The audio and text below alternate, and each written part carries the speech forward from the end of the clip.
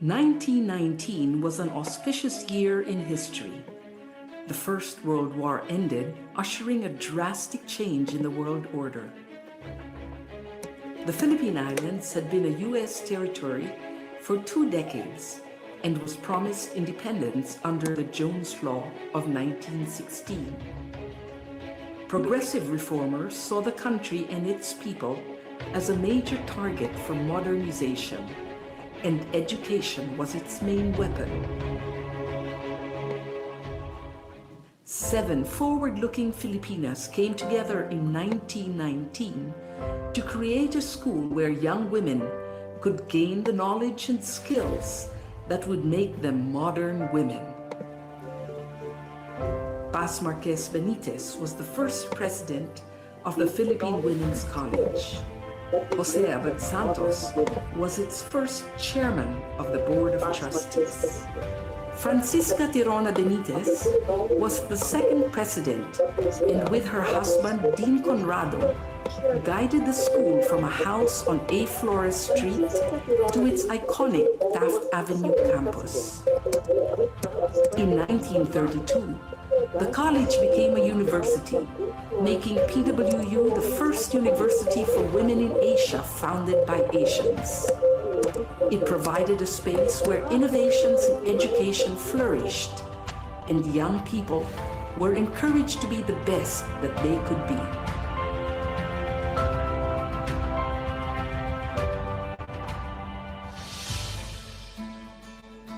For over 100 years, the Philippine Women's University has been known as a leader in quality education. In 1934, PWU moved into its main campus on Taft Avenue, and since the 1970s has been co-educational. Located in the heart of Metro Manila, it is easily accessible by public transport and surrounded by affordable housing. Today's PWU offers undergraduate and graduate courses in several fields of study. Its business and management programs are responsive to the needs of industry, using evolving technology for global competence. PWU graduates excel in arts and sciences, education, social work, and diplomacy. Its fine arts and music programs have produced outstanding graduates through a holistic education that treasures heritage as well as excellence.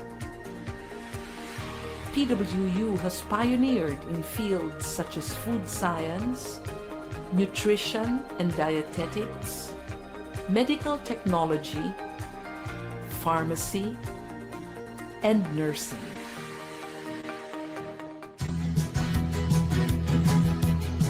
PWU continues to play an essential role in producing graduates who possess the skills that make them competitive in the country and anywhere in the world.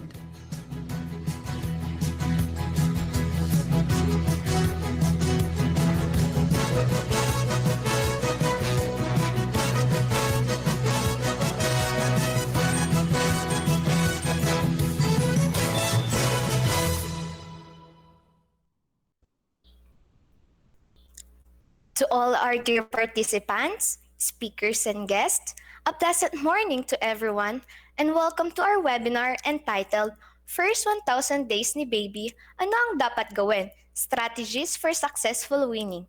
Presented to you by the Philippine Association of Nutrition, Beta Chapter, in collaboration of School of Nutrition. This webinar aims to raise the awareness of the Filipino people in the importance of the baby's first 1,000 days, specifically on the proper weaning of the child. I am Angelica Visitacion from School of Nutrition, and I will be your moderator for this morning. We have a few reminders before we start the webinar. First, make sure that you have a stable internet connection to avoid missing important topics for the webinar. Second, kindly type your questions in the comment box for the open forum. Third, type your name, and department or barangay to be recognized. And lastly, we would like to know your feedback by filling up the evaluation survey. To begin our program, may I ask everyone to feel the presence of our Almighty God, to offer Him a song of praise followed by Philippine National Anthem.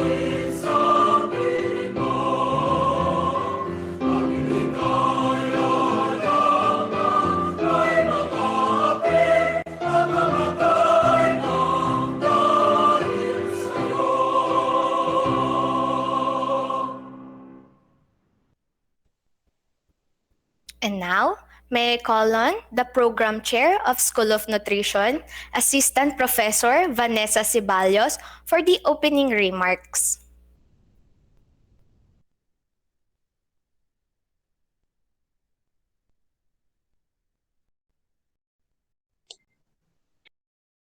Magandang araw po sa ating lahat. Mula sa PWU School of Nutrition, binabati ko po ng isang matagumpay na araw ang lahat ng ating tagapanood, mga organizers, mga miyembro ng Philippine Association of Nutrition Beta Chapter, at ang aming mga inimbitahang tagapagsalita ngayong umaga na si Dr. Bularan, isang pediatrician, at si Binibining Grace Banal na isang registered nutritionist dietitian. Taon pong ito ang ating National Nutrition Council ay naglabas ng temang malnutrisyon, patuloy na labanan, first 1,000 days tutukan. Kung saan tayo kasama ng iba't ibang sektor ng pangkalusugan ay naglalayo na paigtingin ng mga aksyon sa unang 1,000 araw ng buhay ng isang tao. Ayon sa datos ng National Nutrition Council, 11% lamang ng mga nanay ang may kaalaman sa halaga at importansya ng unang 1,000 araw ng buhay. Sa patuloy na tumataas na agwat ng ating kaalaman sa ganitong mga bagay, mahalagang matutunan ng ating mga nanay, health workers, at ng ating komunidad ang halaga ng nutrisyon sa unang araw upang maagapan at masolusyonan natin ang pagdami ng kaso ng pagkabansot, mababang timbang, at of course, obesity sa ating mga kabataan. Naniniwala ako na mahalaga magsimula ang investment ng ating mga nanay sa usaping nutrisyon mula sa kanilang pagbubuntis hanggang sa paglaki ng kanilang mga anak. Ngayong umaga, kasama ng pagdiriwang ng Nutrition Month, ang aming faculty at mga estudyante mula sa PAN Beta Chapter ay nag-imbita ng 2 respetadong tagapagsalita na magbibigay ng kaalaman sa kung ano, bakit, at paano natin magagamit ang tamang kaalaman ng kalusugan at nutrisyon para sa ating komunidad.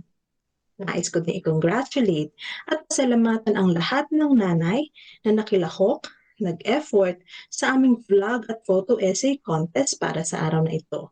Maraming salamat po at ingat po tayong lahat. Thank you, Ms. Ceballos.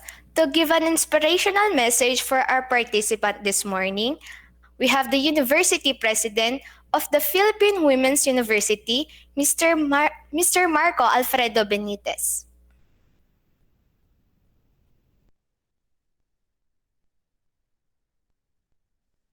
Dr. Pilina Young, University Chancellor and SVPAA, Ms. Vanessa Ceballos, Program Chair at the PW School of Nutrition, our distinguished speakers, hardworking faculty members, students from the Philippine Association of Nutrition, PAN Beta Chapter, guests watching on social media, including our barangay nutrition scholars and health workers, good morning. Congratulations to the organizers of this webinar, and thank you to our speakers for sharing with us their time and expertise outside of their very busy schedules to discuss a topic that is very important not only to the mothers watching, but also to our health workers who guide and assist them, and more so to the young children for whom weaning is such an integral part of their early development. In the same way that breastfeeding is one of the purest expressions of a mother's love for her child, and one of their foremost means of bonding, it is also the most important source of nutrition for the baby. Breastfeeding takes a lot of sacrifice and dedication on the part of moms, such as staying up in the middle of the night, accumulating and storing bags of breast milk for future use, and even carrying with them various accessories just to enable them to breastfeed outside the comfort of their homes. I've seen firsthand how much pressure moms put on themselves just to be able to successfully breastfeed their babies for as long as possible, as this establishes an intimate bond between mother and baby, and is crucial to the latter's development.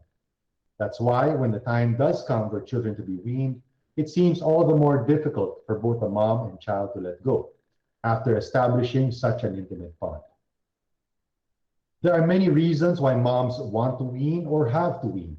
At the same time, there are many ways by which the weaning process can be accomplished. But I believe what is important is that regardless of the reason or the means, weaning is a mom's personal decision based on what she knows is right for her, the baby, and their family.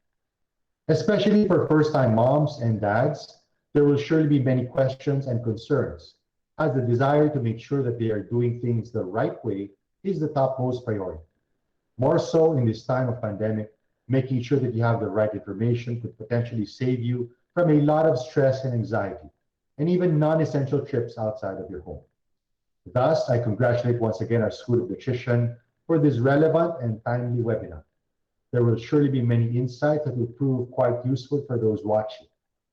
Last but definitely not the least, I'd like to salute all of the moms watching, those who are currently in the midst of the first 1,000 days with their babies, and those that have successfully passed this stage. The amount of sacrifice you've made in both breastfeeding and then weaning your child at the appropriate time is truly admirable. Thank you very much, and may you all have a very informative session.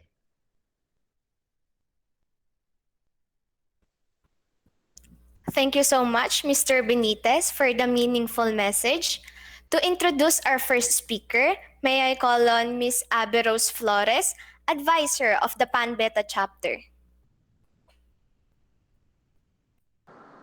Thank you, Ms. Angelica.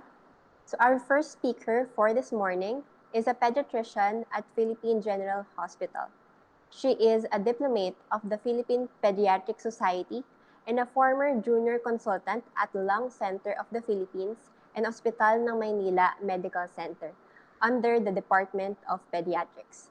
Let us all give a warm welcome to Dr. Charlene R. Bularan.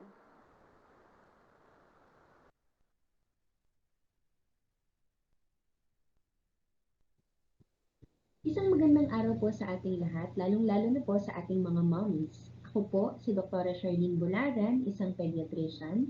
At sa araw pong ito, ako po ay magbabahagi ng impormasyon tungkol sa first 1,000 days. Ano nga ba ang dapat gawin? Strategies in successful weaning.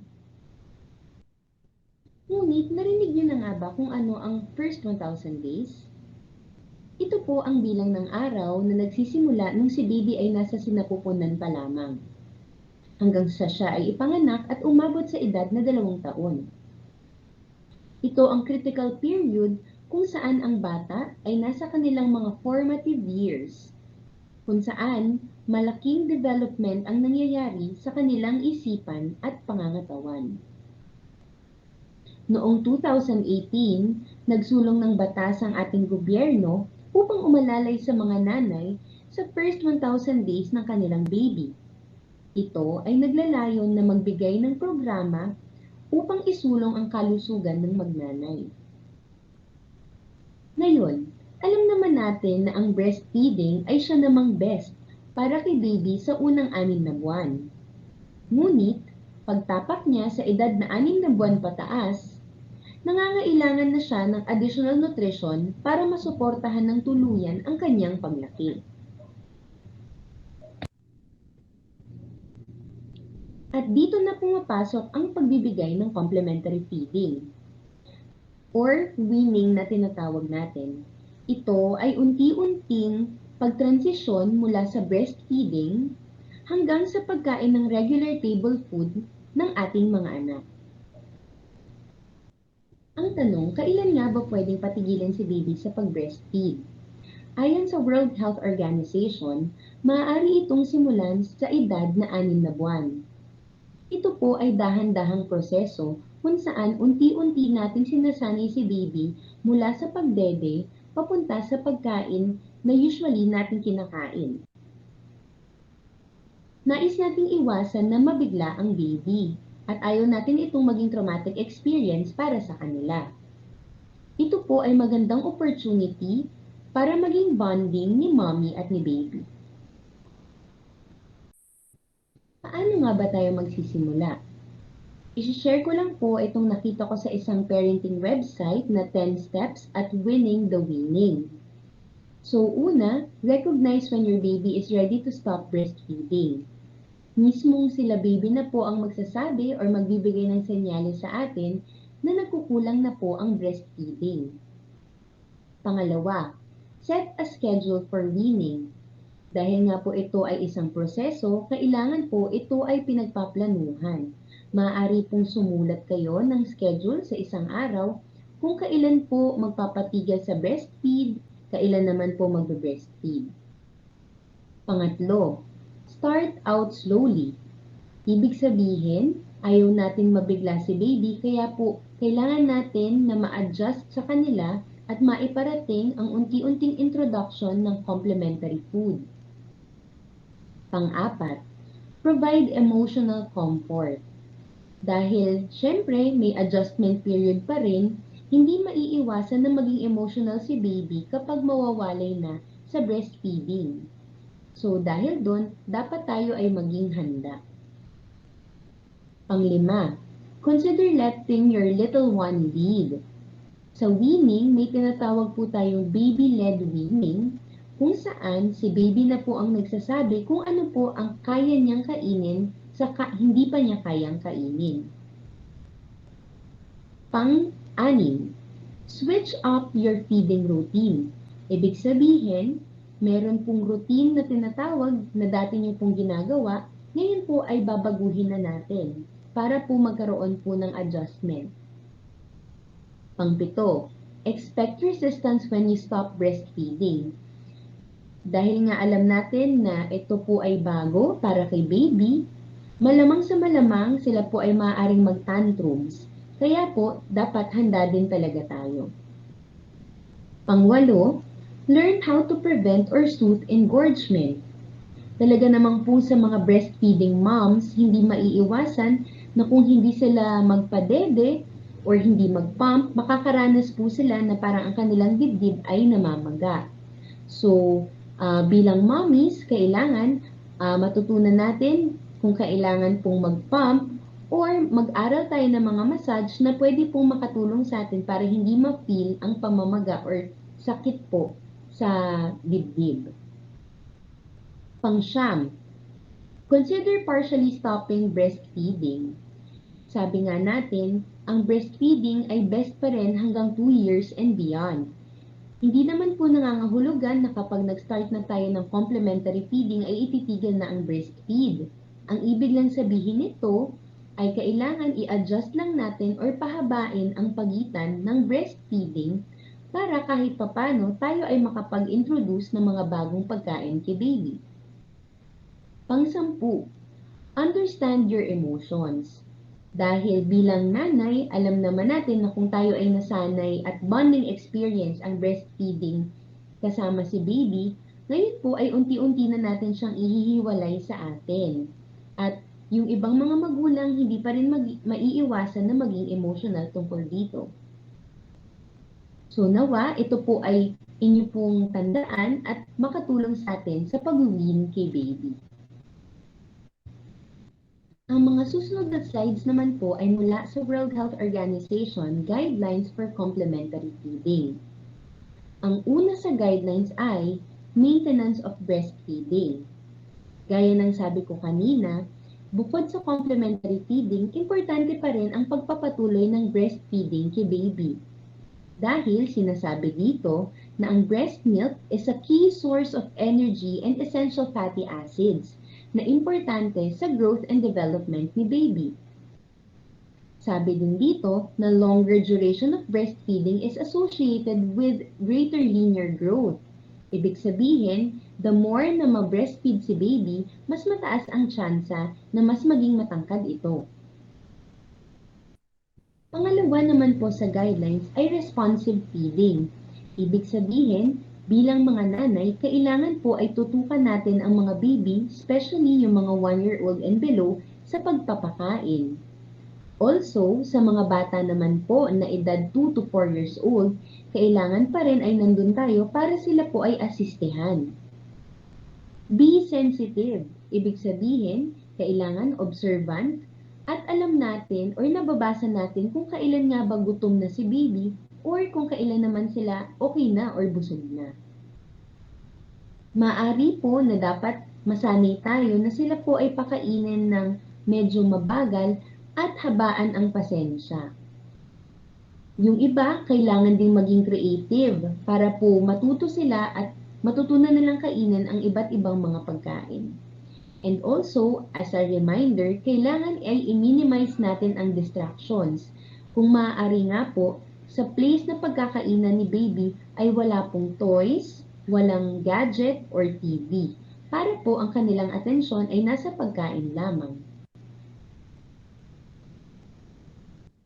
Pinapaalalahanan din po tayo ng proper and safe preparation and storage of food. Ang ibig sabihin po nito, sa tuwing tayo ay magpe-prepare ng pagkain, kailangan po ay ugaliin natin maghugas ng kamay at gumamit lamang ng malilinis na kubyertos, plato at lalagyan ng mga pagkain. Sinasabi din po dito na iwasan ang bottle feeding kung hindi naman po natin masisigurado na ito ay sterilized. Pwede po tayong gumamit ng mga training cups or yung tinatawag natin mga tumblers para kapalit ng bottle feeds. At the same time, nire-remind din po tayo na ang kailangan itago natin ang mga pagkain sa food grade containers na safe at wala pong mga nakakalasong kemikal. Gaano nga ba kadami ang dapat ipakain kay baby? Tandaan, tayo po ay nagsimula sa 6 na buwan pa lamang. Magsisimula po tayo sa small amount of food na unti-unti po nating pararamihin. Ang sabi sa guidelines, kailangan po ang energy density ng ibibigay nating pagkain ay nagmumula po sa 1.07 hanggang 1.46 kilocalories per gram lamang. Sumobra po dito ay maaaring maging at risk si baby for obesity at kung magkukulang naman, hindi naman po siya magkakaroon ng weight gain. Pinapaalala din po na sa edad na 6 months and above, kailangan na rin po natin mag-start ng micronutrient supplementation. Kabilang po dito ay iron. Ito po yung nabanggit natin kanina na may dalawang paraan kung paano ma-wean si baby unti-unti sa breastfeeding. So una na dyan ay ang mas traditional na mother-led weaning kumpara sa baby-led weaning. Maaari daw po na kahit ano naman dito ay maging epektibo. Depende po yan sa pagpapractice na ginagawa sa bahay. Sa mother-led weaning, ito po ay yung traditional nating nakasanayan na sa edad na 6 na buwan, si baby ay bibigyan ng mga puree or malalambot o ginayat na gulay. Pagdating ng 8 buwan, siya naman po ay maaari na pong mag-explore ng mga finger foods o yung mga parang stick at maaaring malusaw pag kinagat. Ito po ay nangyayari kung saan si mommy mismo ang nagpaplano kung kailan sisimulan at siya din ang nagpaplano ng schedule kung paano niya ibibigay ang breastfeeding at kung kailan niya ibibigay ang complementary feeding. Kumpara naman po sa baby-led weaning na kung saan si baby mismo ang nag-e-explore at nagbibigay ng senyales kung ano na nga ba ang mga pagkain na kaya na niyang kainin. Ito po ay sample schedule ng baby-led weaning kung saan sa 6 to 8 months old, makikita po ninyo dyan na kunwari sa umaga, sila po ay magbe-breastfeeding or pwede din pong milk formula. Pagdating naman po ng 7 a.m., magsa-start na po sila ng pagpapakain ng yogurt na may mga raspberries. At makikita po ninyo na pagdating ng gabi, si baby po ay pwede nang mabigyan ng sweet potato fries or minsan may asparagus. So, dito po sa baby-led weaning, si baby po ang nagsasabi or kumbaga nagbibigay po ng mga cues kung ano na po ba yung kaya niyang i-consume gamit ang kanyang bibig. Hindi po natin maaasahan na itong mga finger food na ito tulad ng sweet potato fries ay talaga naman pong kayang-kaya na niyang kainin, maaari pong maging messy pa sa umpisa. At dahil nabanggit na rin po natin ang mga purees, finger food, lumpy food, ano nga bang importansya ng food consistency? Sinasabi po dito na kung sakaling hindi pa naman din po ready si baby na makonsume ang ganitong consistency ng pagkain, ay hindi naman po marami ang kanilang mai-intake. So, importante po ito at depende po ito sa kung ano lang ang kaya nilang gawin base sa kanilang development. So, importante din po na ma-remind tayo na may mga pagkain na maaaring mag-cause ng pagbabara ng daanan ng hangin or choking, lalo na kapag ito'y aksidenteng nalunok ni baby. So, ano-ano ang example nito? Maaring ang grapefruit, or maaari naman po yung mga saging na medyo malalaki po ang pagkakahiwa at hindi pa nila gaanong kayang nguyain at bigla nila itong malulunok. may tsansa po na bumara po ito sa daanan ng hangin. So, bilang mga magulang na nagwi-win kay baby, ugaliin po natin talagang tutok tayo at ibigay lamang ang consistency ng food na kaya lang pong kainin or i-consume ni baby. Bilang rule po, talagang tandaan natin na food consistency is based on what the child can do. So, ito po ay depende sa kakayahan ng bata. So, kung tayo po ay magsisimula sa edad na 6 months old, kailangan po ang ibibigay natin sa kanila ay hanggat maaari yung mga pagkain na medyo malapit sa texture at consistency ng gatas. So, kung makikita nyo po sa unang picture natin, para po itong pureed squash or ginayat na kalabasa. Maaari din pong gumamit ng iba pa pong gulay na pinakuluan at dinurog-durog muna talaga. Pangalawa namang pong picture, kung mapapansin ninyo, ito naman po ay mga gulay at mga pagkain po na nilaga at chinok sa medyo mas malalaking portions. Pero kapag ito po ay kinain or kinagat ng mga bata, ito po ay madaling malusaw sa bibig kahit hindi po ganoon manguya. So, ang mga finger food naman po na tinatawag ay maaari pong ibigay sa edad na 8 months old. Sa pangatlong picture, kung mapapansin po ninyo, ito ay medyo buo-buo na medyo malambot pa rin. So, ito po ay tinatawag nating lumpy food na maaari pong ibigay kay baby sa edad na 9 months old hanggang 10 months old. Base po sa isang pag-aaral na ginawa noong 2001, meron daw pong critical window period kung saan naibibigay na dapat si lumpy food. Sinasabi po doon sa kanilang findings na kung sobra na po sa 10 months old si baby at hindi pa siya nasimulan mapakain ng lumpy food, ito po ay connected sa feeding difficulties or maaring maging mapili sila sa pagkain pagtanda nila. So, kailangan talaga masimulan natin ng tama at sakto sa edad ang pagbibigay ng mga pagkain. Panghuli namang pong picture, mapapansin po ninyo, medyo buo-buo na po ang pagkain. Ito naman ay pwedeng ibigay pag si baby po ay 12 months old na or sa kanyang first birthday, kung saan inaasahan natin ang kanyang pagnguya at paglunok ay medyo matured na at maaari na po siyang makakain ng regular table food.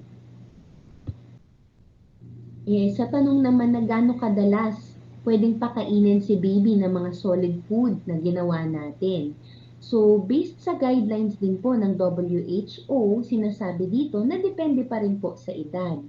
So, kapag po si baby ay edad 6 months to 8 months old, maaari na po kayong magbigay ng complementary feeding 2 to 3 times a day. So, kunyari sa schedule po ninyo, sa morning, magbe-breastfeed siya. Pagdating po ng tanghali, maaari pong magbigay tayo ng mga ginayat na gulay or yung mga puree. Pagdating po sa hapon, pwede pong mag-breastfeed ulit. And then, pagdating naman sa gabi, magbibigay po ulit ng mga puree. So, depende po yan sa schedule na gagawin natin. Kapag po sila naman po ay 9 months to 11 months old, 3 to 4 times per day ang pagpapakain ng complementary food, isasabay din po sa pagbe-breastfeed pa rin. And sa edad po na 1 year to 2 years old, ito po ay kahalintulad na ng pagkain natin kung saan 3 to 4 times per day with 2 snacks. So, ang snacks nila, based din po sa guidelines, kailangan maaring fruits or bread. At dinidiscourage din po ng guidelines na magbigay tayo ng mga sugary drinks kila baby. Dahil po ito naman po ay tamis lang ang dala pero wala naman pong sustansya. So, hanggat maaari, huwag po natin silang sanayin sa mga sugary beverage drinks po. Kapag dating po sa nutrient content, napaka-importante na meron talagang nutrisyon na makukuha si baby sa complementary food na ibinibigay natin. Gaya nga po ng nabanggit natin kanina, doon na rin po kasi mumula ang kanilang mga micronutrients na importante sa kanilang growth and development.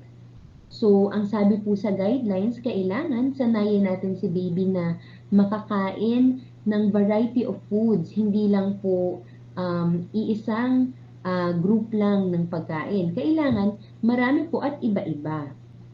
Also, sinasabi din po dito na, ayan, avoid giving drinks with low nutrient value. Yung mga maaring mga natimpla na pong juices na puro sugar lang naman, pero kung titignan, wala naman talaga silang nutrients na maibibigay kay baby. So, nandyan din po ang examples natin, yung mga soda, ayan, kailangan din pong iwasan. Narito po ang sample ng healthy eating plate na nagmula po sa Public Health England. Ito din po naman ay similar sa Pinggang Pinoy na kung saan makikita po ninyo na malaking porsyento ng pinggan ay kailangan po ay nagmumula-mula sa mga vegetables at fruits kung saan mataas sa fiber. Sa kabilang banda naman po, malaking porsyento din po ay dapat manggaling sa mga pagkain na mataas sa carbohydrates tulad ng kanin, tinapay, patatas, at yung iba ay cereals. Meron din pong porsyento dito na makikita nyo sa kulay pink ang maaring magbigay ng source ng protina. So ano-ano po yun? Pwede pong isda, pwede manggaling sa manok, pwedeng galing sa itlog, at sa ibang beans na mataas sa protein content. At syempre, maliit na porsyento ay manggagaling pa rin po sa ating mga dairy products tulad ng keso, pwede din po ang gatas na magbibigay din po ng calcium supplementation para po sa ating mga anak. At the same time, ito pong kulay violet, sobrang liit na lang po, may porsyento pa rin po ang oils. Ayan, so ito po ay guide at nasa atin din po kung paano i-mix and match ang mga pagkain para kahit papano ay sumapat po at makapagbigay ng energy sa ating mga anak. Pinapaalala din po ng WHO sa kanilang guidelines na dapat tayo ay maging mapanuri sa nutrient content ng mga pagkain ibibigay natin kay baby. So, maaari po tayong magsama ng mga fortified rich food sa kanilang diet. Tulad halimbawa ng mga iodized salt na kailangan din po sa development ni baby. At the same time, may mga example din po ng mga vitamins and mineral supplementation. Ito po ay kung kailangan lamang niya at hindi po natin, kung ito ay hindi nakukuha sa usual diet ni baby. Sa panghuli, at I think isa sa mga importanteng reminder sa guidelines ng WHO ay kung paano nga ba magpakain kung si baby ay may sakit o kagagaling lamang sa sakit. Base po sa guidelines, nire-recommend po nila na kailangan po, kung may sakit si baby, ay mas madalas po natin siyang mabigyan ng breastfeeding or mapalitan ang kanyang iniinom upang hindi siya ma-dehydrate. Kung maaari din po, kailangan din po ma-encourage or talagang kumbinsihin natin silang mas kumain habang sila ay may sakit. Matapos naman po ang pagkakasakit, kunyari siya naman po ay gumaling na, maaari din pong bigyan si baby ng mas maraming time sa pagkain kumpara sa normal niyang konsumo noon upang makabawi ang kanyang katawan. So, ito po ang aking mga references sa diskusyon natin ngayong araw at naway natulungan po namin kayo sa mga tips and kung paano natin i-wean si baby from breastfeeding. Good luck mga mommies!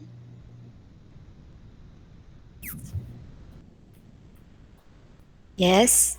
Thank you, Dr. Balaran, for sharing your knowledge on weaning. I'm sure that our participants have been enlightened on the proper way of weaning their babies of breastfeeding naturally. If you have any questions directed to Dr. Balaran, you may leave them in the comment section and will be answered during the open forum.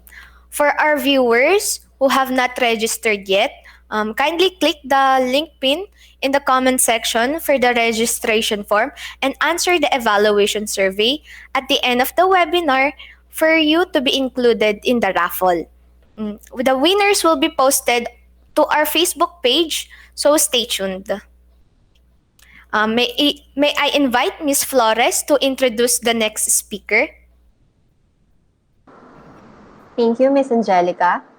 So the second speaker for this morning is a registered nutritionist dietitian with a 12 experience in the food and fitness industry. She is currently finishing her master's degree in clinical nutrition and a special instructor at the Philippine Women's University. Let us all give a warm welcome to Miss Mary Grace Banal.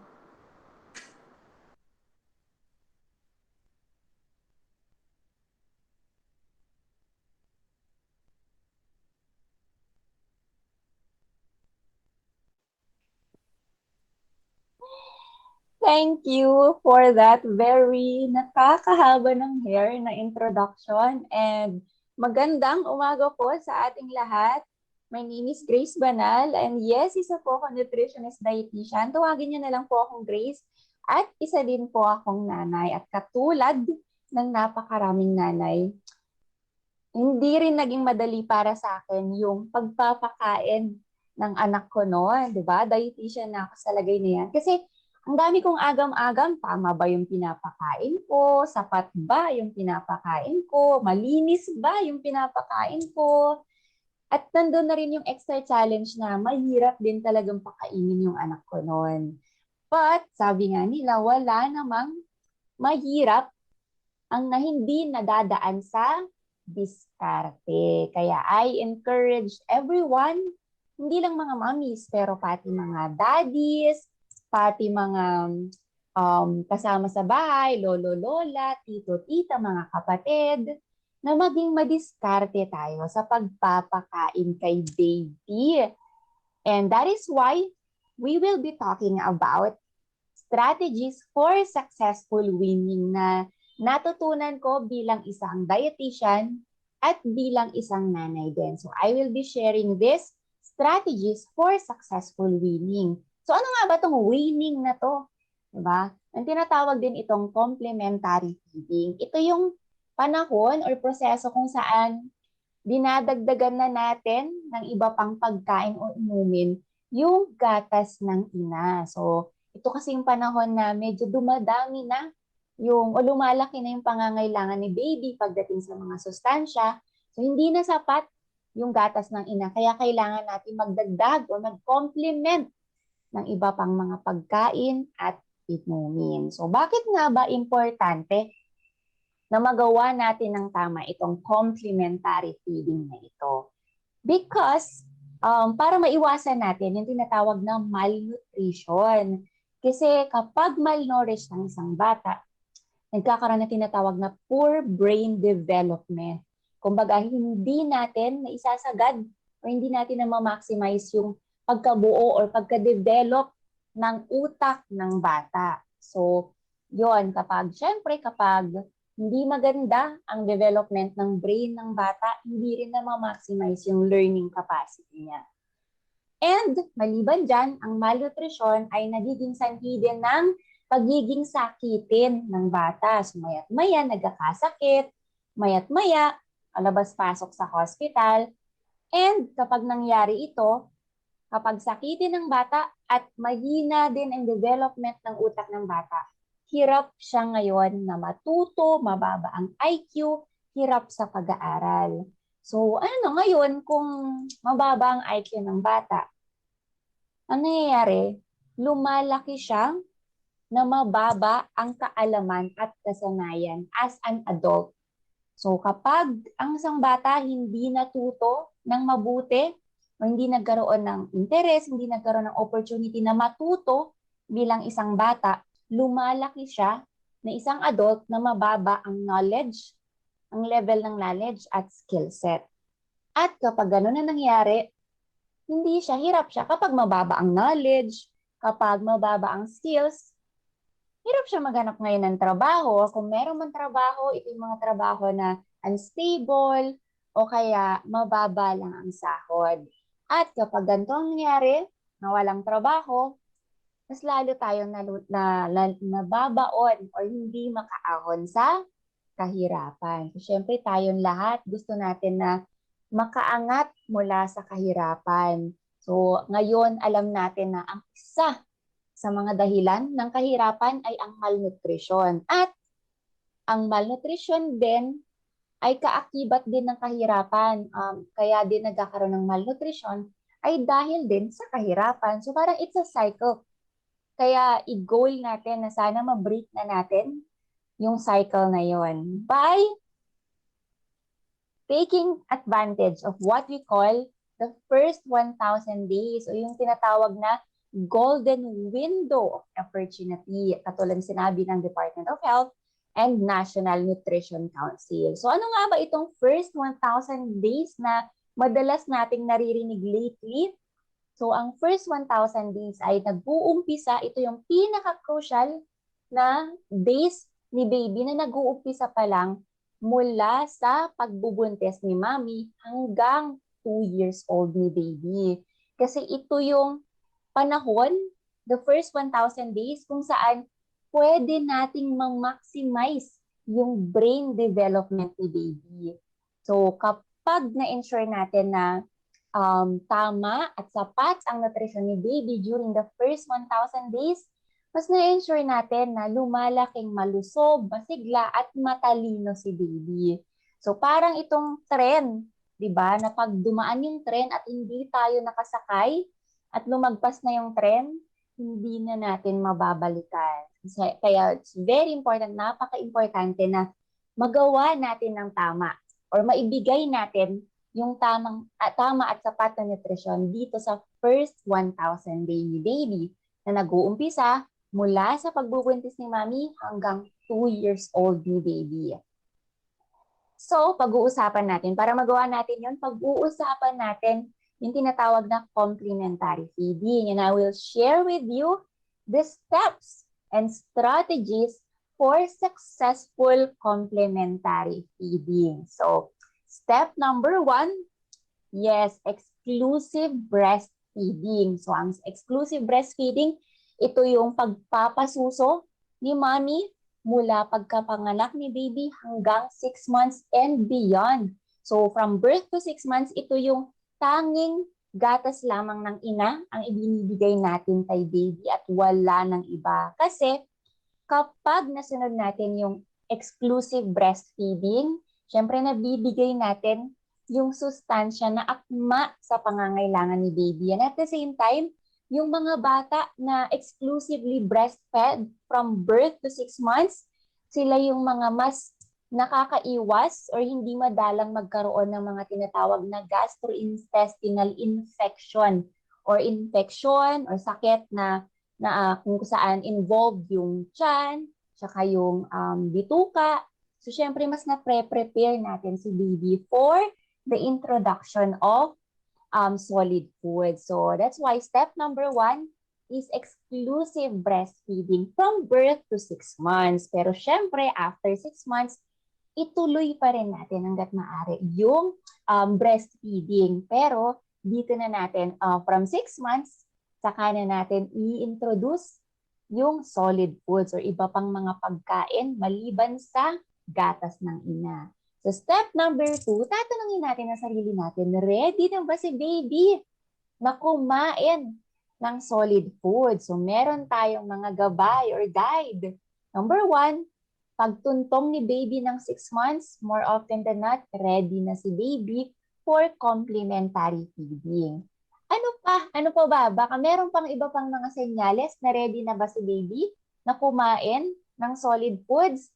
So I will share with you 6 signs or mga senyales na ready na si baby sa complementary feeding. So number 1, kapag nagsisimula ng umupo at kaya nang suportahan ni baby yung sarili niyang ulo mag-isa, then we can say that's a sign na ready na si baby kumain ng solid foods. Number 2, marunong na siyang ngumuya at lumunok. So kung napapansin natin si baby na kinukuha yung mga laruan niya, kinakagat, ninangat-ngat, Ayan, so it's a sign na ready na si baby for solid foods. Number 3, ibinubuka na ni baby yung bibig niya kapag nilalapit yung kutsara, yung tipong kapag nakakita siya ng pagkain, nakakaamoy siya ng pagkain, ibinubuka na niya yung bibig niya. Ibig sabihin, meron na siyang interest na kumain. At pang-apat, kaya na niyang hawakan ang mga gamit, ang mga bagay, gamit ang lahat ng mga daliri. Kaya nga natin pinapalaro si baby ng close open, di ba? Para na-exercise yung fingers niya. Pag napapansin natin si baby na dumadampot na siya ng mga laruan, naglalaro siya na nagagamit niya yung buong mga daliri niya, then it's a sign also na ready na si baby for solid foods. At pang-5 senyales, kapag nadoble na o nahigitan pa ang timbang ni baby noong pagkapanganak. Halimbawa, ang timbang ni baby nung pinanganak siya ay 3 kilos. Tapos, after 6 months, naging 6 kilos na si baby or more. Ibig sabihin, ready na or kailangan na ni baby ng additional na pagkain maliban sa gatas ng ina. At pang-6, kapag lumalakas na si baby, lumalakas na si baby at dumadalas na ang paghingi niya ng breast milk or pagsuso kay mommy, then it's a good sign na baka hindi na sapat yung sustansya or energy na nakukuha niya sa gatas ng ina. Baka kailangan na niya, or more often than not, kailangan na niya ng additional o karagdagan na sustansya mula sa solid foods. So kapag napansin na natin itong mga senyales na to, masasabi natin na ready na si baby for complementary feeding or weaning. So ngayon, pag alam na natin or nakapag-decide or pag nalaman na natin na ready na si baby for complementary feeding, proceed na tayo sa step number 3. Alamin natin ang tama at sapat na nutrisyon para kay baby. So I will be sharing with you the strategies na ako mismo ay na-apply ko bilang isang ina at natutunan ko din bilang isang nutritionist. So strategy number 1, very simple. Alam ko, bata pa lang tayo, naririnig na natin to. Itong Go, Grow, and Glow foods. So ano nga ba itong Go, Grow, and Glow foods? So kumbaga nakakategorize ang mga pagkain into Go, Grow, and Glow. So ang Go foods, ito yung mga pagkain na nagbibigay ng energy at energy para kay baby para siya maging aktibo at masigla. So ito yung mga pagkain katulad ng kanin, tinapay, noodles or pasta or mga root crops katulad ng patatas at kamote. So sa susunod naman ay yung grow food. So ito yung mga pagkain katulad ng itlog, gatas, isda, manok, karne na mayaman sa protina. So sila kasi yung mga tumutulong para maging malusog, malaman, at malakas ang bata. At pangatlo ay glow foods. So ito yung mga prutas at gulay na tumutulong para maging malinaw ang mata ni baby, maganda ang kutis, hindi galisin, maganda shiny, ang buhok hindi madaling malagas, at ito rin ang mga pagkain na nagbibigay ng pananggalang laban sa mga sakit. So go, grow, and glow foods. So paano natin ito ma-apply sa complementary feeding? Simpleng-simple lang. Siguraduhin natin na yung mga pagkain na binibigay natin kay baby ay merong Go foods, may Grow foods, at merong Glow foods. Kasi baka mamaya puro Go foods yung nabibigay natin, puro lugaw na lang ng lugaw. So pag ganun kasi, nangyayari, oo, merong energy, masigla si baby, pero kulang siya, maaring maging kulang siya sa protina, saka sa mga vitamins and minerals kasi kulang siya sa Grow foods at Glow foods. So siguraduhin natin na nabibigyan natin si baby ng mga pagkain mula sa 3 category na to. Go, Grow, and Glow. So that's strategy number 1.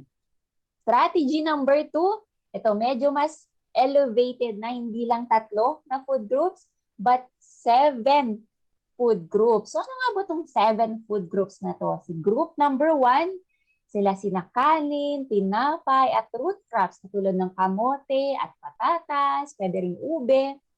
Si group number 2 ay beans and nuts. So mani, kasoy, ano pa ba? Munggo. Pag may naisip kayong beans and nuts, please type in the chat box kasi kunwari ako, nakatira ako sa bandang norte. So ang alam ko ay mga kidney beans, habichuelas.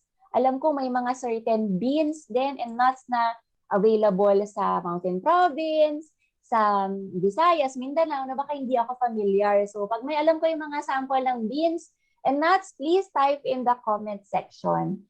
And then group number 3, mga pagkain na mayaman sa vitamin A. So ito yung mga pagkain na kulay, prutas at gulay na kulay yellow, kulay orange, kulay red, dark green leafy vegetables, kung minsan kulay violet.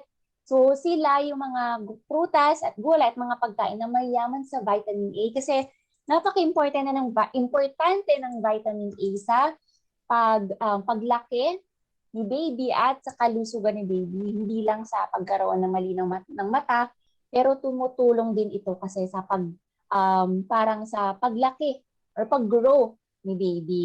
And group number 4, at iba pa, yung group number 4 naman ay iba pang mga prutas at gulay. And group number 5 ay ang grupo ng isda, karne, manok, at atay. At si group number 6 naman ay gatas at keso. At ang group number 7 ay ang itlog. So itlog ng manok, itlog ng pugo, ano pa ba? Itlog ng pato or ng itik. So, paano natin ito magagamit sa complementary feeding? So simple lang din. Siguraduhin natin na yung mga pagkain na pinapakain natin kay baby ay nanggagaling sa iba't ibang food groups na ito. Kasi baka mamaya puro na lang tayo, halimbawa puro na lang tayo kalabasa ng kalabasa. So may na-experience ako minsan na gano'n, mommy, na puro kalabasa at carrot yung pinapakain sa anak niya. So napansin niya parang nanilaw yung anak niya. So syempre, the reason kung bakit dapat nadadaanan natin lahat ng mga food groups na ito is to ensure na nadadaanan din natin o nabibigay natin yung iba't ibang mga sustansya na kailangan ni baby.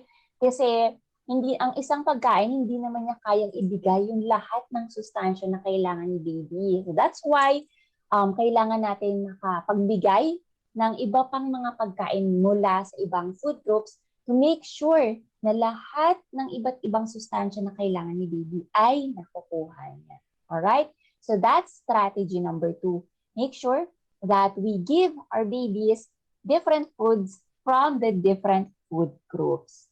So para mas malinaw pa, para mabigyan pa kayo ng additional na gabay sa tamang pagpapakain, let me share with you this feeding guide para alam natin kung ano yung mga papakain natin, gaano kadami, gaano kadalas. Depende sa edad ni baby. So pag tuntong ni baby ng 6 months, pwede natin siyang bigyan ng lugaw, pwede ring mga mashed na patatas, kamote, mashed na saging, kalabasa, ng mga 2 hanggang 4 na kutsara, 2 beses sa isang araw. Okay?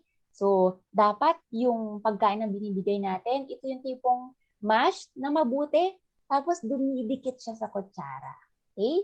So, pag 6 months si baby. Ngayon, pag medyo umabot na siya ng 7, 8, 9 months, dadamihan na natin yung na pinapakain natin kay baby. So, kung dati, mga 4 na kutsara lang, ngayon, nagiging kalahating tasa na sa bawat kain at 3 hanggang 5 beses sa isang araw.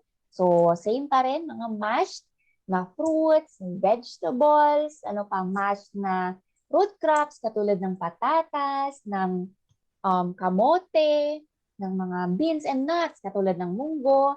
And pagtuntong ni baby ng 8 months, pwede natin siyang bigyan ng tinatawag na finger foods, yung mga pwede niyang hawakan, halimbawa ng mga nilutong carrots, o kaya nilutong kamote. para natitrain na rin siya na maghawak ng pagkain at ngumuya. Okay? So pagtuntong naman ni baby ng 9 to 12 months, so kalahating tasa pa rin bawat kain, pero mas madalas na 4 to 6 times a day. And yung uri ng pagkain na ibibigay natin, ito yung mga hindi na puro mashed ha. Mag-i-introduce na rin tayo ng mga tinadtad ng pinong-pino na mga pagkain. Kasi ito yung mga panahon na lumalabas na yung ngipin ni baby, kaya na niyang ngumuya. So encourage natin na ngumuya si baby para mag-graduate na siya, di ba? Mula sa mga mashed na pagkain.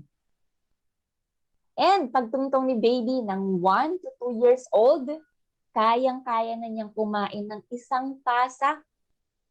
Gano'ng kadami? Isang tasa? Bawat kain ng 5 to 7 times a day. So ano yung mga kakainin niya? Pwede na siyang kumain actually ng mga pagkain na usually na kinakain din ng pamilya, di ba? Kasi kung minsan medyo pag gantong panahon, alam ko, 12 to 24 months, tayong mga mami, nayayamot na rin tayo na hiwalay po yung pagkain ni baby. So, actually, sa mga gantong edad, pwede na rin natin ibigay kay baby yung usual na kinakain ng buong pamilya. Pero syempre, i-adjust din natin na make sure na yung mga gulay, yung mga karne, hinihiwa natin ng maliliit para akma doon sa edad ni baby. So, kunwari, kung meron tayong mga lutong malalaking gulay, pag siniserve natin kay baby, himay-himayin natin ng konti para naman mas ma-encourage siyang kumain. Okay? So those are your feeding guides. Now, I will share with you sample recipe ideas para magkaroon pa kayo ng idea para ano yung mga pwede pa natin ipakain kay baby. Kasi I understand, ako naranasan ko rin na dati, kung ano yung nakasanayan ko ipakain kay baby, kung ano yung madali para sa akin, parang mas madalas yun yung ginagawa ko. Pero natutunan ko rin later on na importante na binibigyan din natin ng variety yung mga pagkain na binibigay natin kay baby. Okay? So, sample menu for 6 to 8-month-old child. Pwede natin siyang bigyan ng kalabasa at banana puree na patakan din natin ng konting mantika para mas tumaas, magkaroon ng energy yung pagkain ni baby. Pwede ring mashed sayote, kamote with salmon at konting mantika. So, bakit natin kailangan lagyan ng salmon? Pwede bang sayote and kamote na lang? So, balikan natin yung nabanggit ko kanina tungkol sa iba't ibang food groups. Either Go Grow and Glow or yung 7 food groups. Kasi, di ba, sabi ko kanina, as much as possible, mabigyan natin si baby ng iba't ibang pagkain mula doon sa iba't ibang food groups. So, halimbawa, yung sayote ay kabilang sa Glow Foods, si kamote ay kabilang sa Go Foods, at si salmon naman ay kabilang sa Grow Foods. So, di ba, doon sa isang kainan lang, napasadahan mo na si Go, Grow, and Glow. And then another, ito, madalas ko itong pinaprepare noon, munggo with kamote. So again, munggo from the group of beans and nuts, and kamote from the group of energy-giving, carbohydrate-rich foods. So ito yung mga pagkain for children 6 to 8 months. So pagtuntong ni baby ng 9 to 11 months, medyo i-elevate na natin. So instead na mashed, na banana and squash, pwede na natin siyang gawing parang pancake, yung tipong ipapan-fry natin para magkaroon pa ng, parang kumbaga magkaroon pa ng ibang texture. At pwedeng mahawakan ni baby para nasasanay siya na kumain mag-isa with supervision pa rin. Pwede rin sinabawang gulay with hinimay-himay na salmon, diba? Or pwede rin ginisang munggo with kamote. At pag 12 to 24 months na si baby, the usual family food na. So, pwedeng vegetable pancake with pan-fried chicken on the side para merong protein maliban sa vegetables, and tawag nito, may starch from the vegetable pancake. And then, pwede rin sinabawang gulay with salmon. Kung yun yung usual na ulam ng pamilya, pwede na rin yung ibigay kay baby. Pero siguro din natin, syempre, na walang tinik yung maibigay natin na isda kay baby. And pwede rin munggo fried rice. So, di ba? Ito parang the usual na pagkain na rin ng pamilya. Para nasasanay tayo na hindi laging special or hindi laging separate na na-prepare yung pagkain ni baby, kundi natututo na rin siya na kumain with the family. Okay? And another, maliban sa sustansya ng pagkain, ito yung napaka-importante, yung food safety. Kasi nga, kumbaga, kahit napaka-sustansya ng binigay nating pagkain, pero kung hindi naman siya safe, kumbaga madumi, nangyayari, hindi rin, kumbaga, sayang lang din. Hindi lang dapat masustansya yung pagkain na binibigay natin kay baby. Dapat ligtas din. So, tandaan natin yung guideline, KKK, kamay, kagamitan, at walang kontaminasyon. So, sa kamay, siguraduhin natin na malinis yung kamay natin kung tayo yung magpe-prepare ng pagkain ni baby, maghuhugas ng kamay ng mabuti gamit ang sabon at hindi pang mabilis ang hugas ha, hugas ng mabuti. And then, siguraduhin din natin na malinis yung kagamitan na ginagamit natin sa paghahanda ng pagkain ni baby. So, kung gamit tayo ng sangkalan, kung gumamit tayo ng blender, ng kutsara, siguraduhin natin na nahugasan ng mabuti at na-sterilize yung mga kagamitan na gagamitin natin sa pag-prepare ng pagkain ni baby. At siguraduhin din natin na walang kontaminasyon, hindi contaminated ng bacteria, ng virus, at ng kung ano-ano pang masasamang elemento ng mga bacteria, yung mga hinahanda natin pagkain kay baby. At siguraduhin din natin na malinis yung tubig na gagamitin natin. Okay? Again, very important na malinis yung pagkain na binibigay natin kay baby. Kasi naranasan ko na to, na yung tipong napadpad kami sa ICU dahil nakakain si baby ng hindi malinis. So, hindi po biro yung experience at yung gastos. Kaya, kung importante yung sustansya ng mga kinakain ni baby, importante din po na malinis yung pagkain na binibigay natin kay baby. Okay? And, isa ding napaka-importante ay yung choking hazard. Kasi, nakamamatay po kapag nabulunan si baby. Kaya maging alerto tayo sa mga kinakain ni baby. Iwasan nating bigyan siya ng mga matigas at pabilog na pagkain. Halimbawa ng mani na prito o kaya ng grapes, di ba? O kaya ng candy. So kapag kunwari papakainin natin si baby ng mani, mas maganda siguro kung yung pinakuluan tapos minash or hinati-hati, tinadtad natin ng maliliit. Or iwasan natin, huwag natin siyang bibigyan ng candy. Tapos kung bibigyan naman natin siya ng grapes, o kaya yung mga ganong klase ng prutas, hiwain natin ng maliliit para hindi mabulunan si baby. And also, huwag natin hayaan kumain ng bata ng mag-isa. Dapat sa ganitong edad, hanggang 2 years old, sinusupervise pa rin natin, binabantayan pa rin natin. And huwag natin siyang hayaan na kumain habang tumatakbo, naglalaro, o kaya nakahiga para maiwasan yung choking, para hindi siya mabulunan. Because again, nakamamatay po ito. Okay? So, as a summary, ano nga ba yung mga bagay na kailangan natin isaalang-alang para masigurong mabigyan natin ng sapat na sustansya si baby for the first 1,000 days. Unang-una, step 1, exclusive breastfeeding for the first 6 months of life. Pangalawa, alamin natin o i-confirm natin kung ready na ba si baby na kumain ng solid food. So kapag 6 months na si baby at meron na siya ng mga senyalis na nabanggit ko kanina, then pack na pack. Ready na si baby sa solid foods. And kapag ready na siya, bigyan na natin si baby ng sapat na nutrisyon by basing on the strategy na Go, Grow, and Glow, 7 food groups, at balikan natin yung mga sinabi ko kanina na ano yung mga papakain, gaano kadami, gaano kadalas, ano yung uri ng pagkain na ibibigay base sa edad or kung ilang buwan or ilang taon na ang bata. And last but not the least, siguraduhin po natin na malinis at ligtas yung mga pagkain na binibigay natin kay baby. Okay?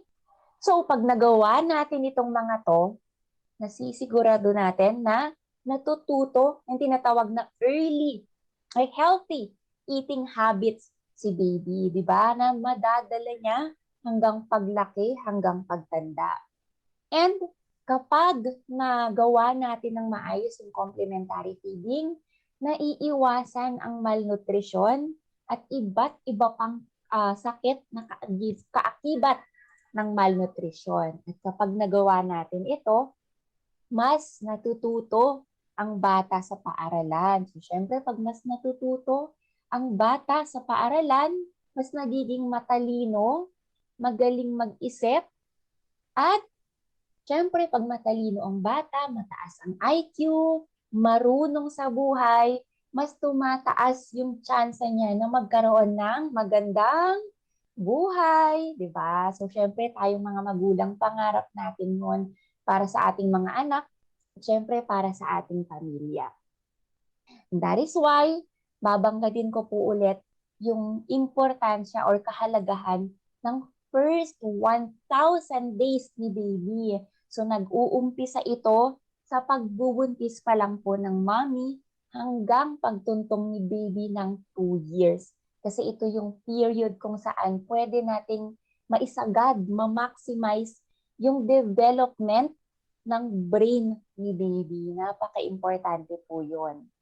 And hindi lang po responsibilidad ng nanay o ng mga nanay ang complementary feeding. Kailangan po ng mga nanay ng suporta mula sa tatay, mula sa mga magulang, mula sa mga kapamilya, kapatid, tito, tita, mga kapitbahay, pati mga barangay health workers, barangay nutrition scholars. Kasi sabi nga nila, di ba, it takes a village to raise a child, at responsibilidad ng komunidad na masiguradong malusog at tama ang nutrisyon ng pareho ni nanay at ni baby for the first 1,000 days. And that is why ito yung focus ng Nutrition Month natin ngayong taon, 2021. Kasi 'di ba, ngayon lahat tayo preoccupied ng coronavirus, pero huwag nating kakalimutan na ang problema sa malnutrition nandyan pa rin, hindi nawawala. So kaya ang theme ng Nutrition Month natin ngayong taon, malnutrition, patuloy na labanan, first 1,000 days tutukan para sa magandang buhay. Back to you, Miss Abby.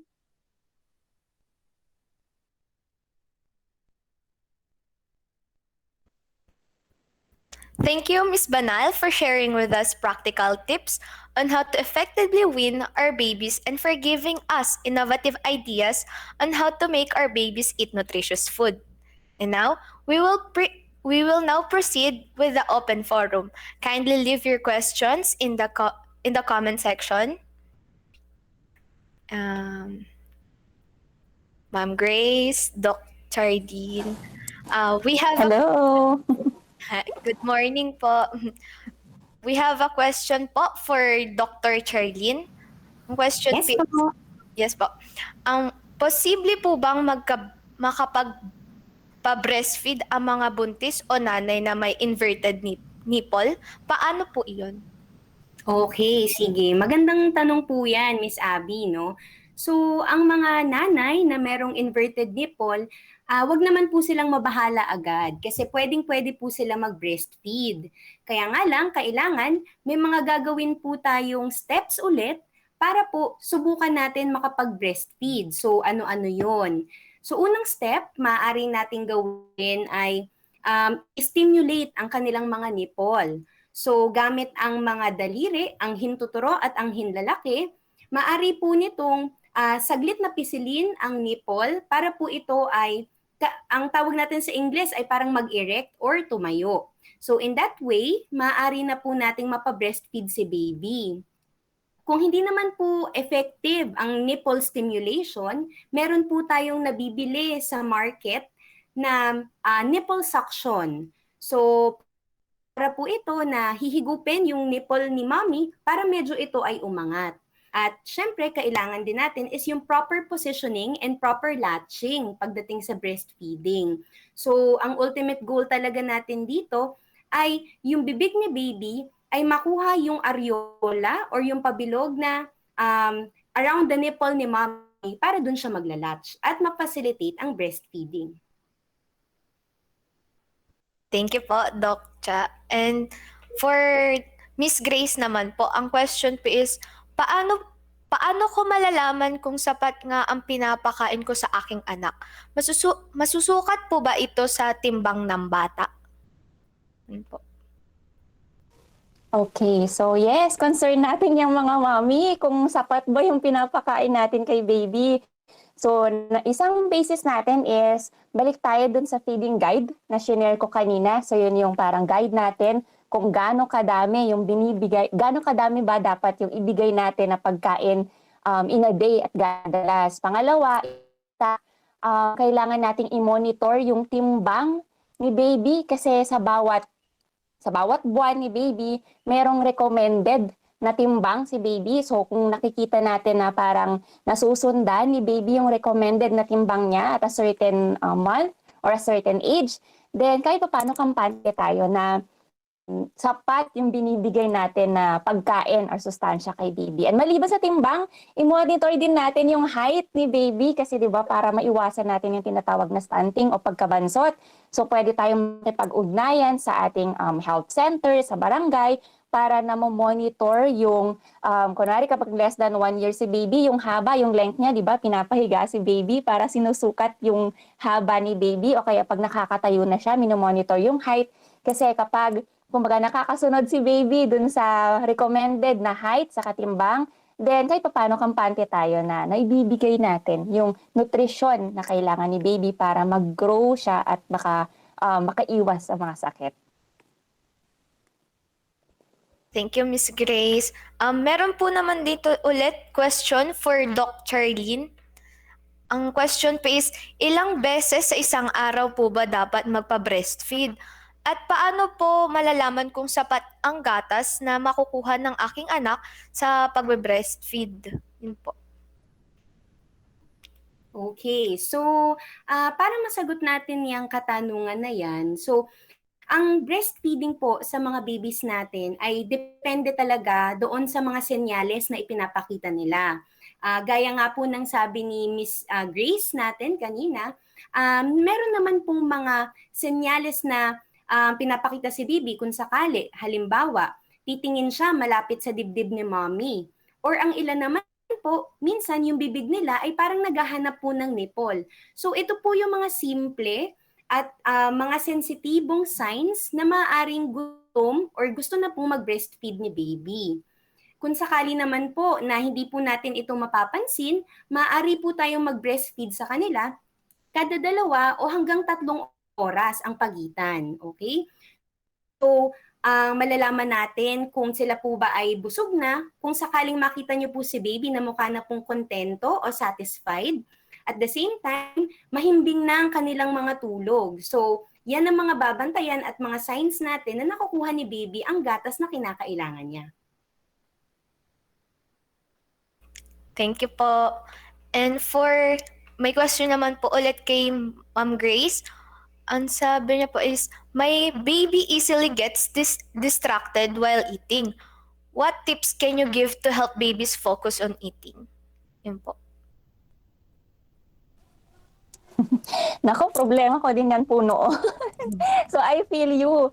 And may mga reason naman kung bakit distracted or parang walang interest pa si baby kumain kasi unang-una baka pwedeng busog pa siya kasi baka mamaya kakatapos niya lang magpasuso, di ba? O kaya busog pa siya from the last meal. So tingnan natin baka hindi pa siya ganun kagutom, hindi pa interested kumain.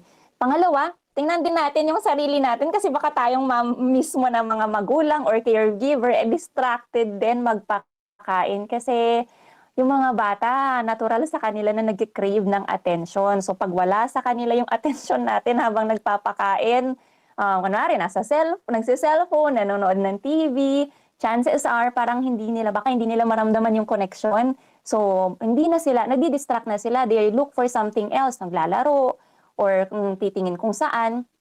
Hindi na sila makapag-focus sa pagkain. So, sabi nga, yung pagpapakain sa baby, hindi lang siya, kumbaga, nutrition-wise, pero it's an act of love and interaction and connection with the baby. So, dapat mag-spend lang tayo, alam ko, karamihan sa ating mga nanay, busy tayo, may mga trabaho, may iba pang anak na binabantayan, pero mag-spend lang tayo mga 20 minutes na matutukan natin yung pagkain ni baby, masubaybayan natin siya. We can parang storytelling habang kumakain siya, anything that, any interaction with our baby para at least na maintain natin yung connection habang kumakain si baby. And pagdating naman sa pagkain, baka nananawa na si baby, baka pare-pareho yung lasa, yung itsura ng pinapakain natin. So, stimulate natin yung interest ni baby, pwedeng ibahin natin yung pagkain. Halimbawa, yung pancake, iba-ibahin natin yung shape, di ba? Ito yung time na pwede nating turuan si baby ng iba't ibang shape, hindi lang yung usual na pabilog, pwede rin nating i-cut ng triangle, square, iba't ibang shape. Tapos, mag-experiment tayo ng iba't ibang color ng mga gulay. Halimbawa, maliban sa green, pwede rin yung yellow, orange, iba't ibang texture, para hindi nabobore, para laging feeling ni baby, oy, bago to, surprise, nasusurprise siya. So, para at least nandun na kukuha natin or na maintain natin yung interest ni baby pagdating sa pagkain. Thank you po. And again, for Dr. Charlie naman po, ang tanong po is, there are instances when my baby gags while eating, even though the food is soft. What may be the cause of this? Okay, so magandang tanong yan na talagang nararanasan natin na mga mommies, especially sa amin din sa clinic, may mga ganyang questions talaga. So, ang gagawin natin dito, may tinatawag kasi tayo na gag sensitivity or parang sensitive gag sa mga baby. Gaya nung sa lectures natin kanina, ang complementary feeding ay bagong proseso, bago ito para sa ating mga lumalaking babies. So, maaari na yung texture ng pagkain or yung lasa niya mismo ay hindi sila sanay na pwedeng mag-induce ng gag or para silang nasusuka. So, paano ba natin ito maiiwasan? So, ang gusto natin gawin is unti-unti silang masanay doon sa mga pagkain. And as we go along, nagbabago or patigas ng patigas yung mga texture ng food na ibinibigay natin. So, kung sakali po na halimbawa from pureed food, nagbigay ka ng medyo may lumps na dapat, kaso nasusuka si baby. So, ang pwede mong gawin, yung lumps na yun, pwede mo pang durugin ng kaunti at unti-unting ibibigay kay baby. And eventually, masasanay siya dun sa texture, tapos dadagdagan mo na ng iba't ibang elemento. So, pwede mong lagyan ng crumbs ng graham na dinurog. Tapos, pwede mo ulit lagyan ng mga lumpy food kapag medyo sanay na si baby sa ganong texture. So, ganun yon. At ang importante kasi sa atin talaga is maging creative para ma-associate ni baby sa isang magandang event ang pagpapakain sa kanila. So, gaya po ng sabi ni Miss Grace kanina, di ba? Pwedeng maging storytelling, pwedeng magturo tayo ng mga shapes, different colors. So, yun ang challenge sa ating mga mommy. Dapat creative tayo, especially sa pagbibigay ng complementary feeding kay baby. Ayun. Thank you po. And from Facebook, may question po for Miss Grace. Ang tanong niya po is, noong 9 months, si baby, pinapakain ko siya ng malunggay pero hindi po natutunaw. Okay lang po ba yon? From Lamina Cross Legarda. Opo. Itong hindi natutunaw, ibig sabihin, malunggay siya na kinain ng baby, paglabas sa baby, malunggay, di ba? So, normal lang yon kasi may mga tinatawag tayong soluble fiber. Actually, nga kung minsan sa atin na mga adult kumain ng mga pagkain na mayaman sa mga insoluble fiber, kunwari mga seeds, mais, kung minsan maglabas, para mais pa rin, di ba? So, normal lang yon na yung mga ganong klase ng pagkain, lalo na yung mga mahibla na mga gulay, hindi siya fully na dadigest Kaya, kumbaga, natural yon sa kanila na hindi na fully nadadigest yung mga ganong klase ng pagkain. So, huwag kayong mabahala kasi normal lang yon. Hindi naman, there's nothing wrong with the baby kung ganon. Pero yung mga soluble na mga pagkain, halimbawa ng squash, ano pa ba yung mga kamote, kanin, ayun, na fully digest sila kaya hindi siya dapat lumalabas sa poop ni baby na ganun pa rin yung itsura. Okay? Opo. And then may follow-up question po siya. Sabi niya, okay lang po ba na pinapakain ng grapes ang 11 months old na baby?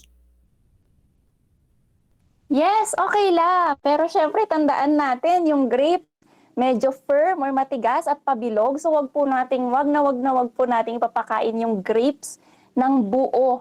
So kailangan nating i-cut ng siguro mga kung 9 months pa lang or 11 months si baby, mga quarter or apatan to make sure na hindi siya mabilaukan or mabulunan dun sa grapes kasi delikado po yan pag nagbara sa tinatawag na lalamunan or airway ni baby kasi pwede siyang ma-choke. So, pati yung mga ganong similar na mga pagkain, halimbawa ng mga alatires, blueberry, ganyan. So, yung mga grapes, pag pinapakain natin kay baby, hatiin natin na maliliit kasi importante na na-introduce din natin si baby sa mga iba't ibang shapes, iba't ibang colors, iba't ibang texture, lalo na nasasanay natin si baby na kumain ng mga matatamis na masustansya, halimbawa ng mga prutas. Pero yun, wag po natin kakalimutan yung safety. So pag mga maliliit na prutas or mga maliliit na pagkain, make sure na hindi matigas at nahati natin ng maliliit. Okay? Thank you po. And I think for Dr. Charlene po, last question is there a connection between frequency and consistency of bowel movement to the food being given to the babies?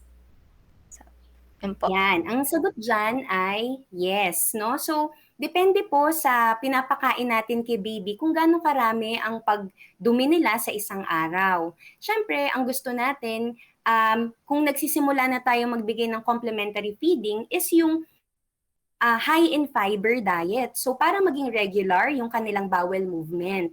Minsan kasi mas mas marami tayong nabibigay ng mga sugary drinks na less in fiber. So diyan nagsisimula yung constipation.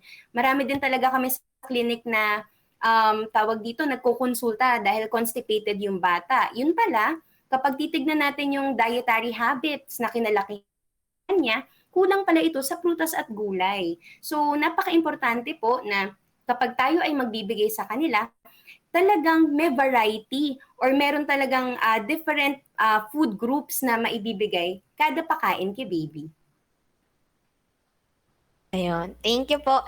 And lastly, for Miss Grace po, sapat na po ba ang binibigay sa barangay na micronutrient powder o kailangan pa rin ng mga over-the-counter vitamins? Po. Okay, so meron pong tinatawag na micronutrient powder na either nabibili sa labas or binibigay ng center. So ito yung powder na nakalagay sa sachet usually na binubudbud natin sa pagkain ni baby para at least ma-augment or ma-supplementan or madagdagan yung sustansya ng mga kinakain ni baby. Ngayon, ang question is, sapat na po ba yun? Or kailangan pang magdagdag ng multivitamin supplements or syrups si baby? I think mas maganda po kung mas makipag-ugnayan tayo sa ating doktor or sa pediatrician kasi sila yung nakakaalam kung meron pa bang additional na supplement na kailangan si baby. Depende dun sa nakita sa check-up. So kapag for me, yes, nakakatulong na magdagdag tayo ng micronutrient powder dun sa kinakain ni baby.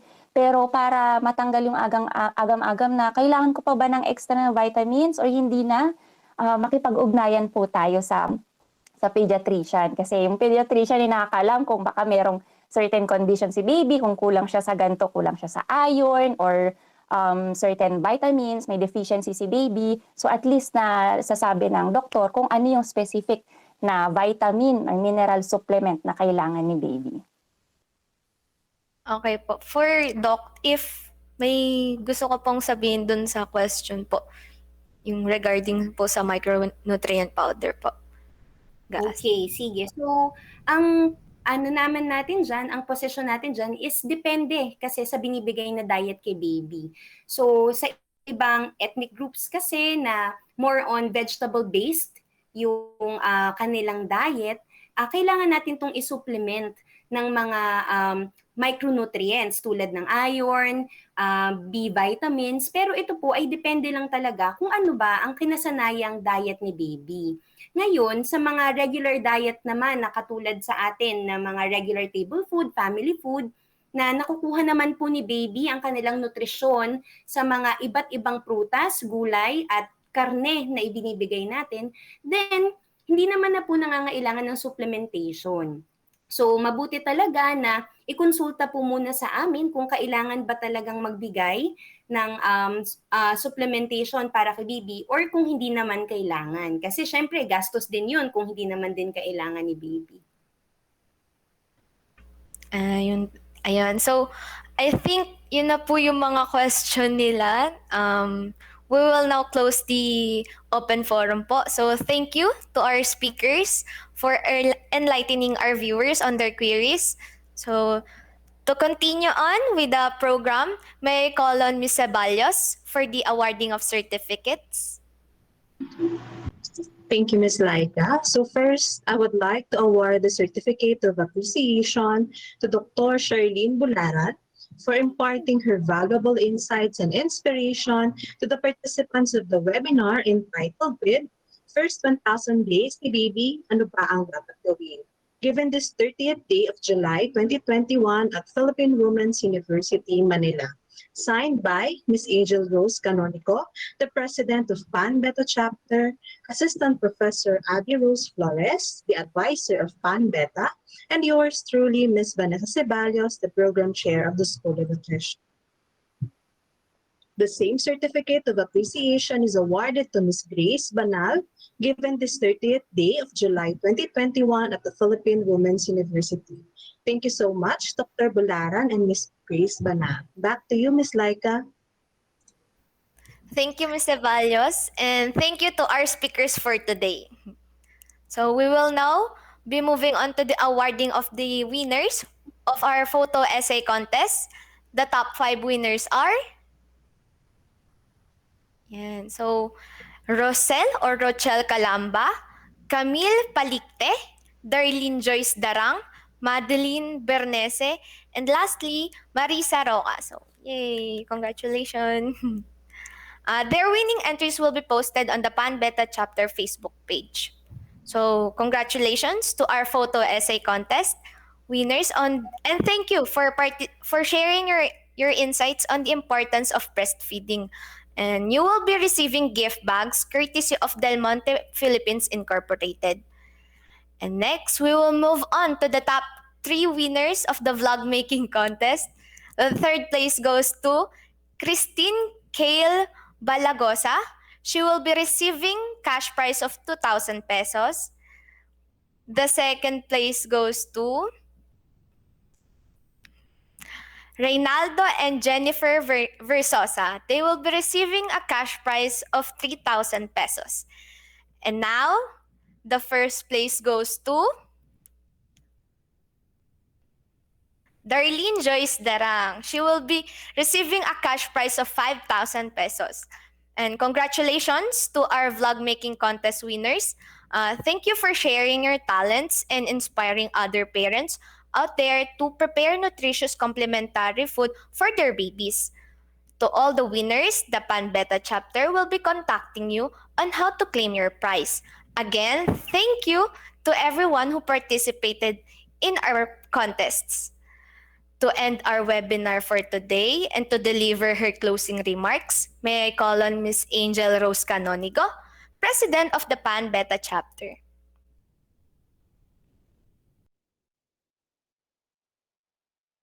Good day, everyone. First of all, I would like to extend my gratitude to the PAN Beta chapter and the School of Nutrition for making this webinar possible. Amidst the pandemic, we were able to push through with this event and achieve our goal, which is to give credible information to our viewers, especially women. Thank you to our amazing speakers, Ms. Mary Grace Banal and Dr. Charlene Bularan, who lent us their time to share their knowledge about weaning and the significance of babies' first 1,000 days. To Ms. Josephine Guiao, the Nutrition Advisor of the Health Facility Development Bureau, or DOH, thank you for giving us a quick introduction of the first 1,000 days as a part of our Nutrition Month celebration. We would also like to thank Mr. Marco Benitez for supporting our advocacy in ensuring the child's proper growth and development. To the PWU Media Center, Dr. Dumlao, Ms. Maha, and Sir Vlad for making the webinar accessible to our viewers. Thank you as well to all the participants who made significant efforts in creating their video blogs and photo essays. I would also like to acknowledge Ms. Abby Flores, our PanBeta advisor who guided us throughout this event. And most especially to the PanBeta members who worked together and helped organize and facilitate the event. Thank you so much for your efforts. On behalf of the PanBeta chapter, thank you for joining us today. I hope that everyone acquired new knowledge with the discussion, and I know most of you have a lot of things to do, but you chose to watch and join our webinar. Again, thank you and have a good day. Thank you, Ms. Canonigo. That concludes our webinar for this morning. For all registered participants, you will be receiving the link for the evaluation form through your email. Kindly accomplish the form to receive your certificates of attendance. And for our viewers on Facebook Live, you may scan the QR code flash on your screen, or you may follow the link below to answer the evaluation form and get your certificates. This has been Angelica Visitacion. Thank you to everyone and stay safe. Let us end this webinar by singing the PWU hymn.